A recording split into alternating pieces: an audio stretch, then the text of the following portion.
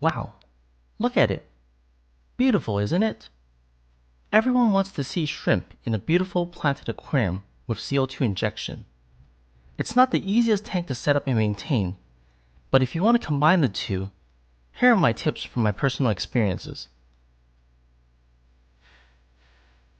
I've been keeping planted tanks for over 25 years. The addition of a CO2 system definitely helps your aquatic plants grow better, giving your planted aquarium those beautiful, lush, and vibrant visuals you'll sometimes see in a magazine or in competitions. Adding shrimp to these CO2 injected planted tanks can be an amazing sight, but many shrimp keepers, including yours truly, have failed. Here are some tips that will ensure the most success combining your CO2 planted tanks with freshwater shrimp.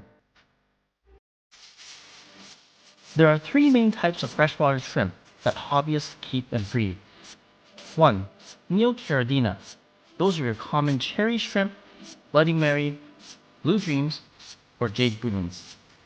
2 is Caridina, which are your crystal red and black shrimp, the taiwanbees, and pinto shrimp. 3. Sulawesi. Those can be your white socks and your white orchids. In general, Neocaridina are more adaptive to wider ranges of water parameters, so you'll see them more in planted tanks and planted tanks with CO2, while Caridinas are a little bit more sensitive. Within the Caridina species, there's the Caridina serrata, which are tangerine tigers and yellow king kongs, and those are more adaptive to wider ranges than, say, the taiwanbees.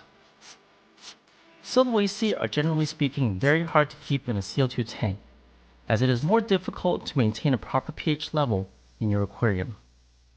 The CO2, if controlled and used in lower doses, without the large swings, can be used in planted aquariums with shrimp. There are two main factors that contributes to CO2 swing: the pH of the water and also the bubble rate, which affects the rate that the pH swings. One of my pillars to successful shrimp keeping is consistent water parameters within range. Adding CO2 will affect the pH, and too much of a swing in the pH can potentially harm, or worse, kill your shrimp. Tip number 1. For Neocaridina and Caridina, add KH or more KH than normal, so the CO2 doesn't swing the pH, and that affecting the stability. I would increase the pH by 0.1 or 1 degrees of hardness. Tip number 2. Use a slower bubble rate, so the changes aren't as dramatic. For example, 1 bubble per second versus 5 bubbles per second of CO2 injected. Tip number 3. Use a pH controller. This will ensure the pH stays within the range, so the pH of the water doesn't swing as much. It will turn off the CO2 when it drops below a certain level. Regular maintenance is needed to calibrate the pH probe so it's reading properly on a consistent basis.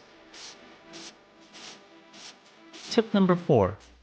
Get a dual-stage CO2 regulator or get a good needle valve. This will avoid the end of the tank dump of CO2, which at the end of the tank, it dumps all the CO2 into your aquarium.